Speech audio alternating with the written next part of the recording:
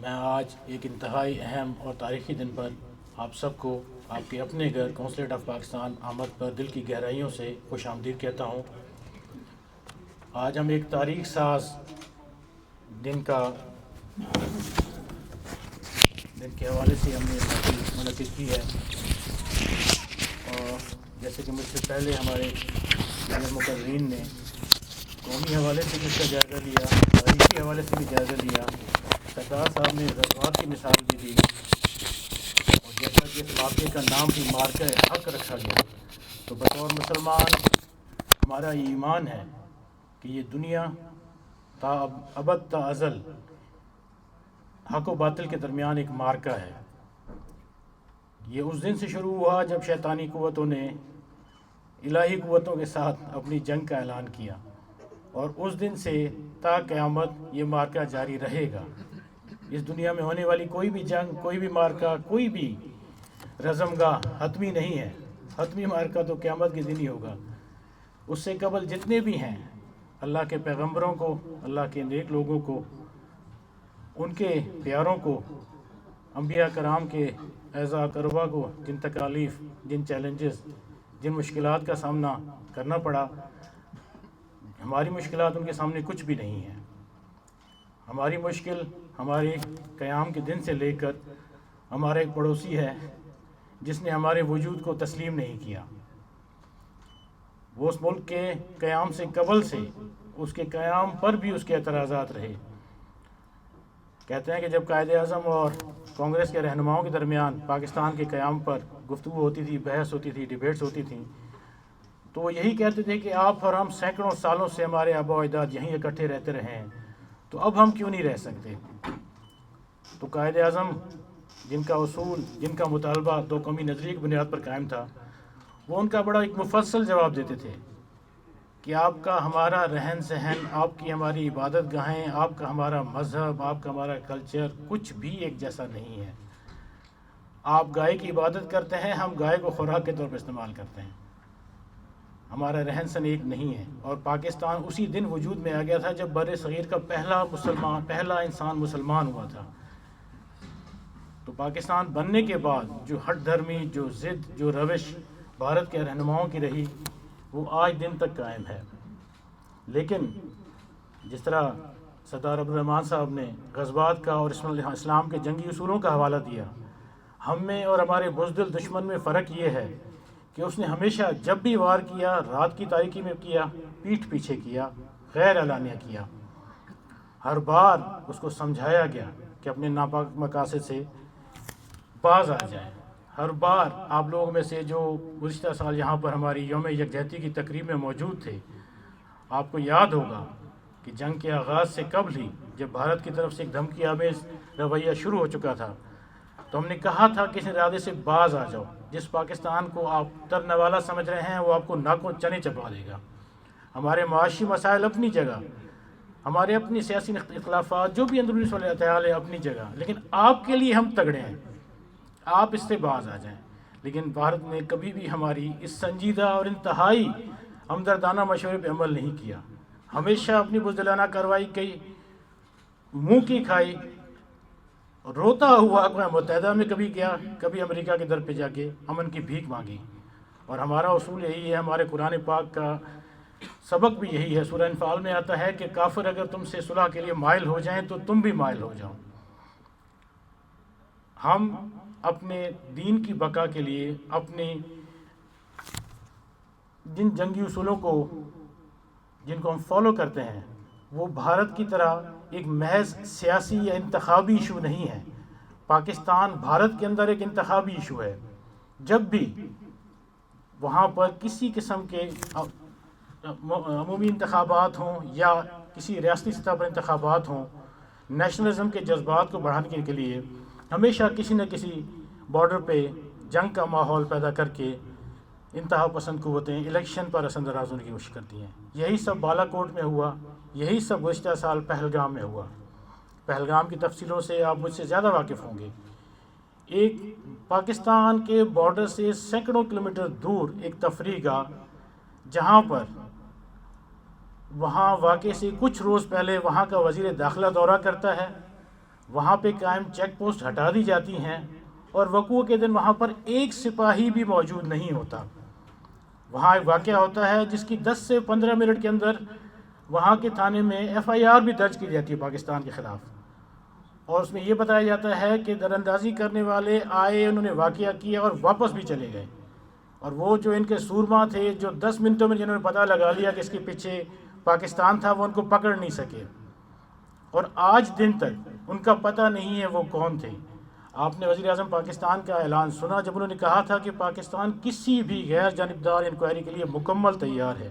ہماری اس پیشکش کو بھی قبول نہیں کیا گیا، اور بزدل دشمن نے وہی کیا جو ہمیشہ کرتا ہے. ہماری مسجدوں پہ، ہمارے مدرسوں پہ رات کے اندھیرے میں اس نے حملہ کر کے سمجھا کہ شاید ہم اس بار ہمیں وہ جھکانے میں کامیاب ہو جائے گا. لیکن ہوا کیا؟ آپ لوگ عمومی طور پر ہر آدمی یہی جانتا ہے کہ بھارت کو ایک شکست ہوئی، انہوں نے عالمی طاقتوں کی منتیں کر کے اس جنگ کو رکوایا. لیکن اس جنگ کی تفصیلات اگر آپ نے پڑھی ہوں، اس جنگ نے دنیا کا جنگی نصاب بدل دیا ہے. یہ جنگ کئی حوالوں سے دنیا کی تاریخ میں ایک منفرد مقام رکھتی ہے، اور اس میں پاکستان اور پاکستان کی افواج اور قوم نے ثابت کیا ہے کہ اسلحہ میٹر نہیں کرتا. It's not the gun that matters, it's the man behind the gun that matters. اس کے علاوہ جو بھارت کو گھمنڈ تھا کہ اس کے پاس عددی برتری ہے، اس کے پاس جدید ہائپرسونک میزائلز ہیں، یا اس کے پاس S-400 جیسے دفاعی نظام ہیں، اس کے پاس رافال جیسا مہنگا ترین 5th جنریشن کا ایئرکرافٹ ہے، وہ غرور اس کا جس طرح خاک میں ملایا گیا، اگر آپ اس کی تفصیلات میں جائیں آپ حیران ہو جائیں گے. یہ دنیا کی سب سے پہلی BVR وارفیئر تھی. BVR کہتے ہیں بیونڈ ویژول رینج وارفیئر. آپ کو پتہ ہے کہ بھارت کے 6 طیارے گرائے گئے. آپ کے علم میں ہونا چاہیے کہ وہ طیارے کہاں کہاں گرے. وہ طیارے پاکستان بھارت سرحد سے 200 کلومیٹر دور بھارت کے اندر گرے. پاکستان کے کسی طیارے نے بھارت میں دراندازی نہیں کی. ہمارے وہ طیارے جو مقامی طور پر ساختہ ہیں، انہوں نے بھارت کے 5th جنریشن کے طیاروں کو وہاں ناکام کیا. ہمارے میزائلز نے، جن کے لیے بھارت کا خیال تھا کہ شاید ان کی رینج 145 سے 150 کلومیٹر کے اندر ہوگی، انہوں نے 200 کلومیٹر کے اندر جا کے چند منٹوں کے اندر بھارت کے 6 طیارے گرائے. یہ اس کو اللہ کی مدد کہتے ہیں. کیا جب ایک کمزور، وہ جو علامہ اقبال نے کہا ہے نا کہ لڑا دے معمولے کو شہباز سے، تو یہ وہ صورتحال تھی کہ اللہ کی مدد اور نصرت آتی ہے تو آپ کی ٹیکنالوجی، آپ کا ہتھیار، آپ کی ابابیلیں ابرہا کے ہاتھیوں کو تباہ کر دیتی ہیں. یہی سب بھارت کے ساتھ ہوا. تو آپ سب کو مبارک ہو. یہ ہم سب کے لیے فخر کا بھی مقام ہے. ہم نے جنگیں حال دور میں بھی گزشتہ 2-3 ماہ میں جنگیں دیکھی ہیں. جس خطے میں جنگ ہو رہی ہے وہاں پیسے کی کوئی کمی نہیں ہے، وہاں تیل کی بھی کوئی کمی نہیں ہے. وہ ہم سے کہیں امیر، ہم سے کہیں زیادہ جدید اسلحہ لڑنے والے پریشان ہیں، اور وہ آپ کی طرف ثالثی کے لیے دیکھ رہے ہیں. کیوں؟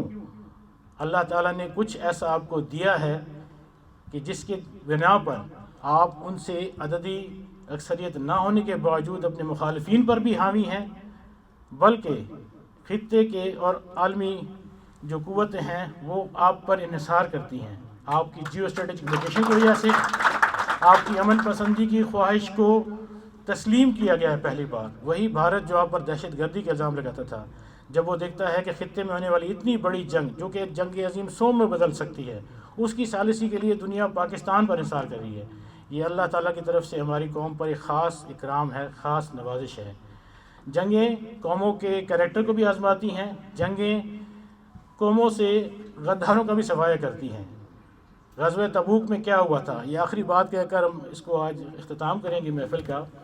غزوہ تبوک غالباً حضور صلی اللہ علیہ وسلم کی زندگی کا آخری غزوہ تھا. یہ 9 ہجری میں لڑا گیا تھا. ہوا کیا تھا؟ اس زمانے کی super power, Roman super power تھی. ہرکولس جو تھا اس کا رہنما تھا. انہوں نے فتح مکہ کے بعد جب دیکھا کہ مسلمان ایک بڑی قوت کے طور پر ابھر رہے ہیں اور اس زمانے کی سپر پاور کے لیے چیلنج بن سکتے ہیں، تو ہرکل نے 1 لاکھ نفوس پر مشتمل ایک فوج تیار کی تھی. 1 لاکھ. گرمیوں کا مہینہ تھا اور عرب علاقوں میں ابھی تک کھجور کی فصل پک کر تیار نہیں ہوئی تھی. یہ وہی جنگ ہے جس میں حضور کریم صلی اللہ علیہ وسلم نے کہا تھا کہ ہم اس مارکے کے لیے جا رہے ہیں تو جو اس میں جو بھی اپنا حصہ ڈالنا چاہے وہ ڈالے. تو حضرت عثمان غنی اپنے گھر کا چوتھائی سامان لائے تھے, حضرت عمر نصف سامان لائے تھے, اور حضرت ابوبکر اپنے گھر کا سارا سامان لے آئے تھے. اور اللہ تعالیٰ نے پوچھا تھا کہ ابوبکر آپ پیچھے کیا چھوڑ کر آئے؟ تو انہوں نے کہا تھا یا اللہ اور اللہ کے رسول کے نام چھوڑ کر آیا. یہ وہی مارکہ ہے غزوہ تبوک. اس میں ہوا کیا, 30,000 کی فوج حضور کریم صلی اللہ علیہ وسلم نے تیار کی, اور وہ حملہ کرنے کہاں جا رہے تھے؟ 700 کلومیٹر دور, اس زمانے کی جو بازنطینی امپائر تھی. اب آپ دیکھیں کہ ہمارے لیے سبق کیا ہے کہ کہاں 1 لاکھ کی ایک طاقتور فوج, ایک امپائر کھڑی ہے, کہاں ایک کمزور گرم ملک میں پیاسے بغیر خوراک کے 700 کلومیٹر دور کرنے والی 30,000 نفوس پر مشتمل ایک فوج. لیکن اس جنگ کی اہمیت کیا تھی؟ اس جنگ میں یہ ثابت ہوا کہ ایمان کی قوت سے آپ خود سے کہیں بڑی قوت کو شکست دے سکتے ہیں. آپ کو معلوم ہونا چاہیے کہ غزوہ تبوک وہ غزوہ تھا جو لڑے بغیر ختم ہو گیا. رومیوں نے جب دیکھا اتنی بڑی فوج آ رہی ہے وہ پیچھے مڑ گئے, اور اللہ نے اسلام کو نصرت عطا فرمائی. لیکن اس میں اور کیا ہوا, جب مارکہ شروع ہونے لگا تو بہت سے ایسے منافق جو بظاہر مسلمان بن کر مسلمانوں کے ساتھ شامل تھے وہ پیچھے ہٹ گئے کہ ہم یہ سخت سفر ہے, مشکل سفر ہے, ہم اس میں نہیں جا سکتے. اللہ تعالیٰ نے اس طرح سے اسلام کے یا حضور صلی اللہ علیہ وسلم کی زندگی کے وہ آخری حیات مبارکہ کے دنوں میں منافقین کو مومنین سے الگ کر دیا. تو جنگوں کی, ان غزوات کی ہماری زندگیوں میں, ہماری قومی زندگی میں, ذاتی زندگی میں بے حد اہمیت ہے. اور ہم انہی جنگی اصولوں کو فالو کرتے ہیں جن کے تحت ہم کبھی دشمن پر رات کی تاریکی میں وار نہیں کرتے. ہم امن کو جنگ پر ترجیح دیتے ہیں. ہم اگر حملہ کرتے ہیں تو اعلانیہ کرتے ہیں. آپ نے اس میں کلپ دیکھی ہوگی, جب پاکستان نے حملے کا آغاز کیا صبح صادق کے وقت کیا تھا, اعلان کر کے کیا تھا. تو اللہ تعالیٰ کی نصرت اور اللہ تعالیٰ کی مدد کے بغیر یہ سب ممکن نہیں تھا. تو آج کا یہ دن ہمارے لیے شکر کا بھی دن ہے, فکر کا بھی دن ہے, اور ہمارے لیے درس ہے کہ ہم اگر دنیا کے کسی بھی بڑے چیلنج کا سامنا ہم نے کرنا ہے تو ہمیں ایک مضبوط سیسا پلائی دیوار کی طرح بننا پڑے گا. اور اگر ہم یہ ہماری واحد ہماری قوت کا جو راز مضمر ہے وہ اسی سیسا پلائی دیوار بننے میں ہے. انفرادی طور پر ہم کچھ نہیں ہیں, لیکن ہم اجتماعی طور پر اگر ہم اکٹھے ہو جائیں تو ہم ایک ایسی قوت ہے جس کو انشاءاللہ دنیا کی کوئی بھی طاقت ہرا نہیں سکتی. میں ایک بار پھر اس کے ساتھ آپ سب کی آمد پر دل کی گہرائیوں سے شکریہ ادا کرتا ہوں. آپ سب کو اس دن کی مبارکباد پیش کرتا ہوں. اللہ تعالیٰ آپ سب کو, آپ کے اہل و عیال کو, آپ کے دوستوں کو, آپ کے احباب کو اپنے حفظ و امان میں رکھے. اللہ تعالیٰ ہمارے ملک کو اپنی حفظ و امان میں رکھے. اللہ تعالیٰ اس جنگ میں اور اس کے علاوہ دہشت گردی کے واقعات میں اور دنیا میں جہاں بھی جنگیں ہو رہی ہیں وہاں پر شہید ہونے والوں کے درجات بلند کرے. اللہ پاک دنیا میں ہر جگہ امن و امان قائم کرے اور شیطانی قوتوں کو ہر جگہ شکست فاش عطا فرمائے. آپ سب کا بہت بہت شکریہ. پاکستان پائندہ.